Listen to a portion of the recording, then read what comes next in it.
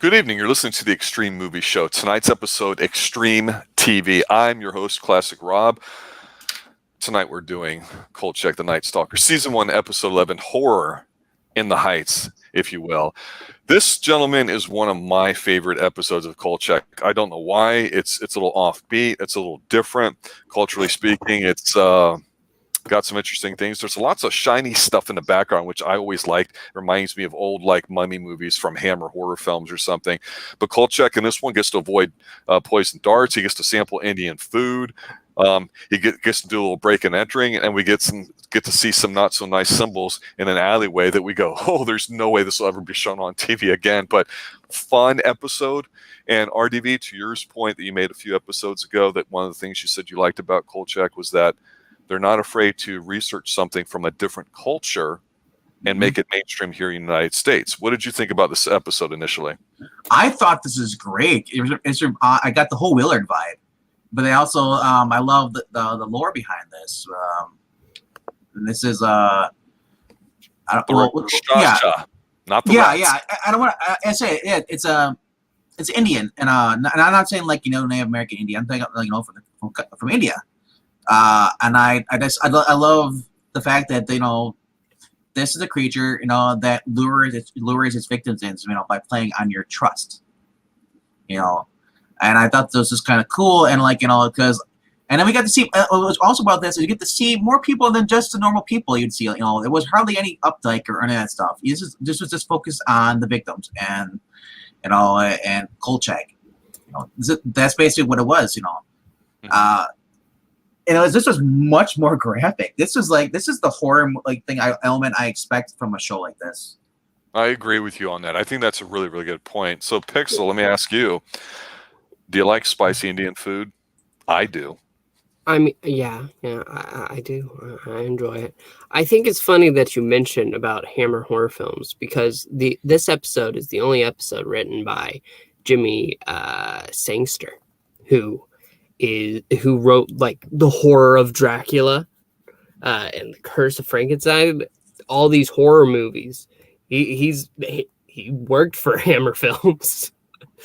So I'm glad you said that because we did not know that. That's a great little nugget.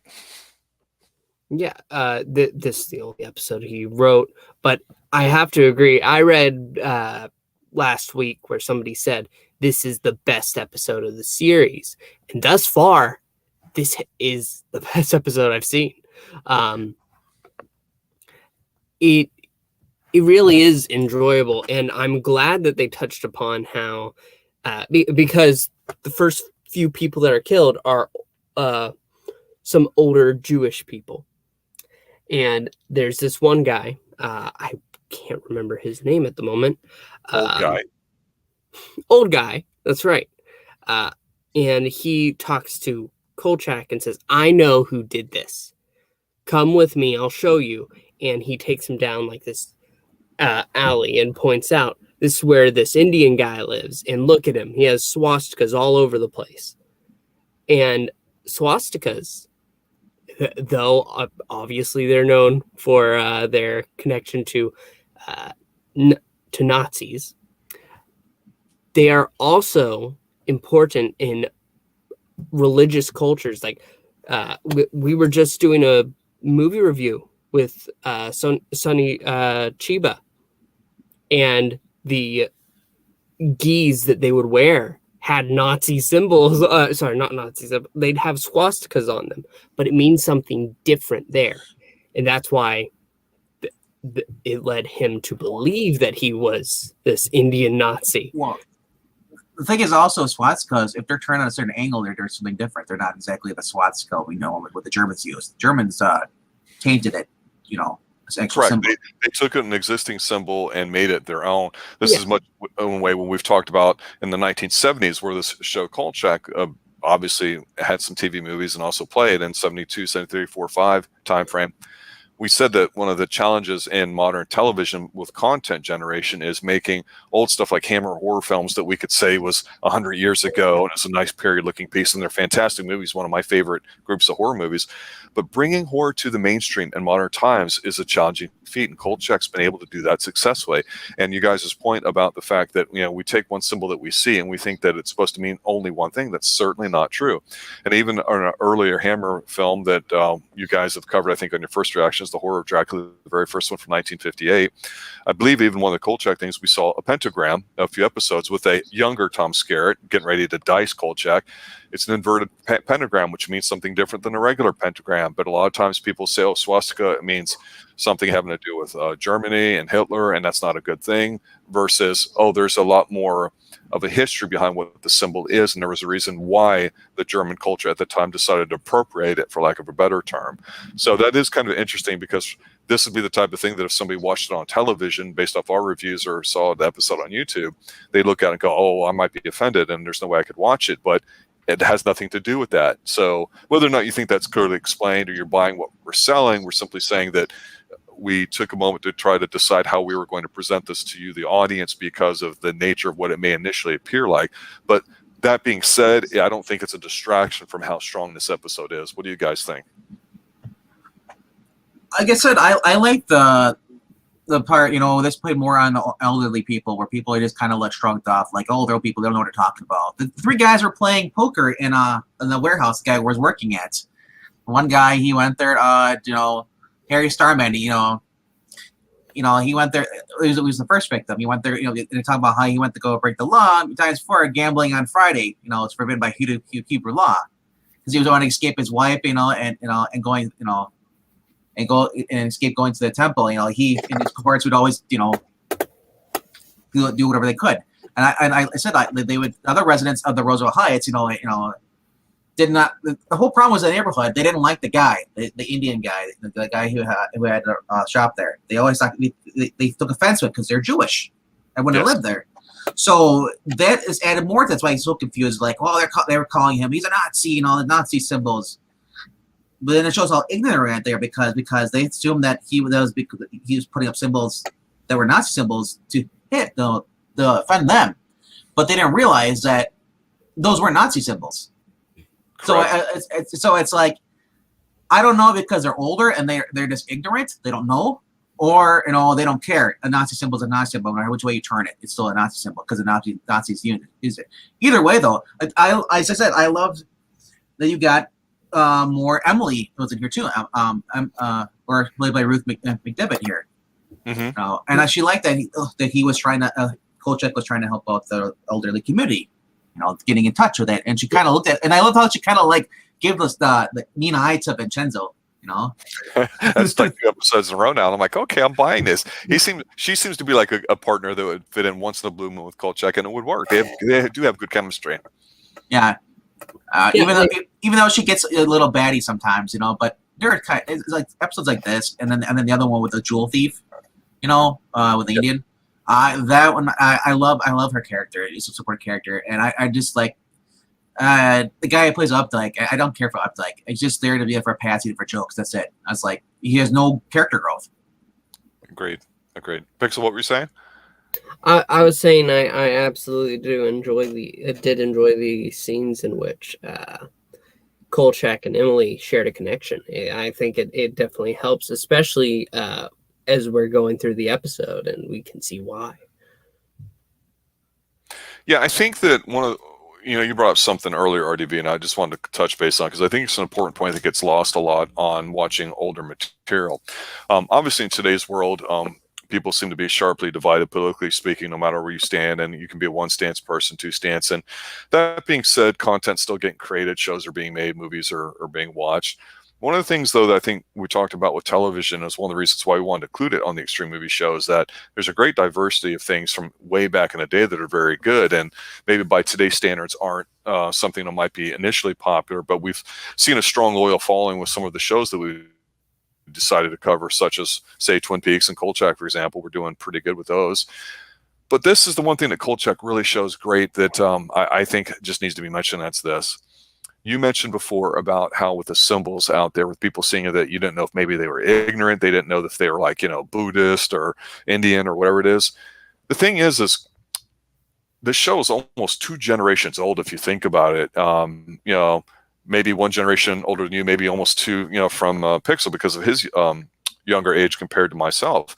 But for me, I just remember how strong, especially in a big city, culture was. And by that is you would have certain areas that might have been like an Italian faction, a Polish faction, an Indian faction, a Chinese faction, a Japanese. And it was always interesting because a lot of people that came over as immigrants would really have foundations in all these major cities, and there'd be certain reasons why they're there. And it was a very dynamic situation where you could walk down a street and be in one part of a town and then cross the street and be another part of town. And a lot of times you don't have that anymore these days because of, I would just say, the way the political climate is today. It's not considered acceptable to be like that. Exactly. So when you see something like this Kolchak, I think it's not only interesting that he's showing this with the themes of the horror creatures that they're picking out, in this case, the Rakshasa from India, but they also did a native Indian one before with Chicago last week that we talked about.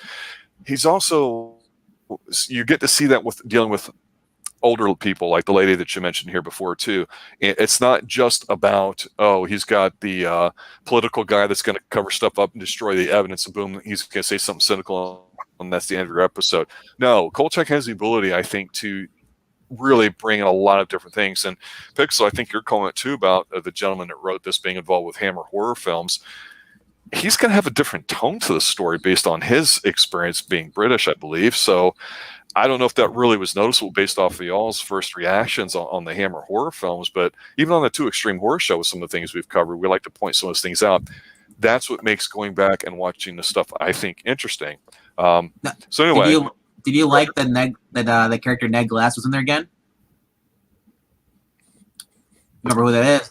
Yeah, but the thing I noticed too is Phil Silver was in here, and he was an older guy too, like a comic or something. And so really older fans of the Xtreme movie show would look at him and pop a little bit. So he almost broke character for me. But I like seeing Ned Glass reprising his role as Joe the Superintendent. Because remember, he was also in the Spanish Moss Murders.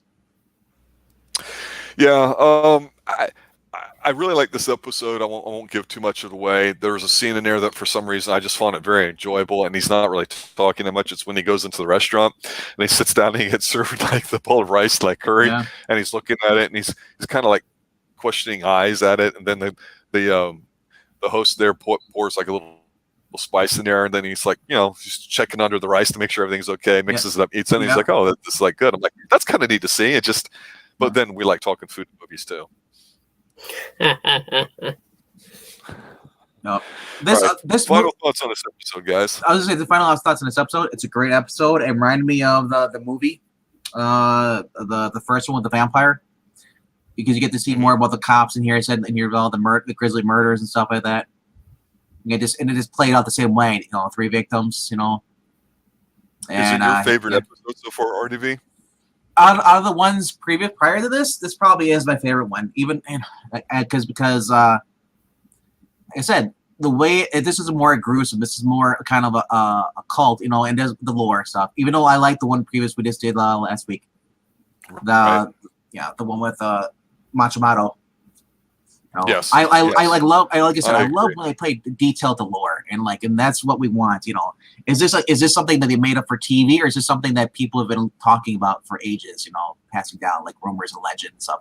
That's always fascinating to me. Because usually we hear about vampires and werewolves and all that stuff. Banshees. This was something new I'd never heard of, so I'm kind of glad to learn. And I think that's a really important point too, because shows like the Wild Wild West, one of my personal favorites as a kid. One of the main villains in that show is Miguelito Loveless, and he's vertically challenged. And he was a really smart guy, and it was just kind of weird. But the fact that you would have somebody vertically challenged at that time that's, playing a smart character like that really popped off the screen as a kid. And he did it in such a way where he didn't do it campy and over the top and childish. And that's one of the main attractions of that show to me, besides Robert Conrad and his partner and everything. Just a fantastic show. So in here, you get a taste of at least some version of Hollywood's looking at the Indian culture and their belief system too, which at that time is somewhat unique.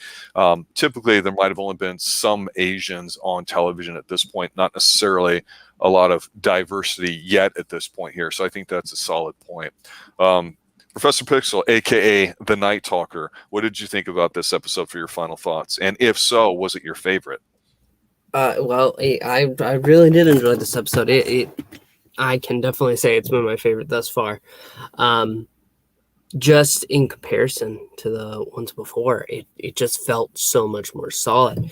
The characters, we obviously know them at this point and where they stand in their roles. We have Vincenzo and Ron Updike, who we all want to die. We have been going through this, and sometimes it's really lagged, but this one shines in comparison to some of the weaker episodes that we've watched. Like just 2 episodes ago, I wasn't a fan. Sometimes you're really not feeling the series as you're going through each episode, but this time is different. And I hope that some of this energy from this episode goes through into the future ones. I hope so too, and I hope that energy for all you day traders, speculators, Bitcoin wannabes, and all you gold bears and semi bear,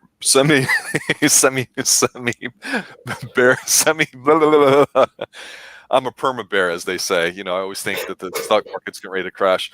That's the kiss of death when you say this time it's different or next time it's different. You just can't say that. But this episode is that strong where you're absolutely right. It's just, this episode is closer to the movies by far and is head and shoulders above than any of the episodes up to this point. We'll see what happens 12 through the remainder of the season as we're going through. But yeah, I agree with both you guys. Phenomenal episode. A lot of good conversation about the culture part to it and what it represents without sidestepping the obvious issue of certain symbols that may be apparent in here. Don't let that distract you from, if you're watching this, from how strong the episode is and what it means too, and especially a good call as well from the characters all the way around too. Yeah, I hope the show gets better. I hope it's not kind of like an okay episode next week and we might get 1 or 2 good ones, 1 or 2 bad ones, but you know, most of the episodes have been pretty solid in their own way. But the strength has been that diversity that they've put in there too, and I just think it's been fantastic to review so far. So can't wait for you guys to join, and we do this again next week when we tackle Kolchak Season 1, Episode 12 at that point. So for everybody listening, everybody watching, have a good night. As always, stay extreme. Stay safe out there.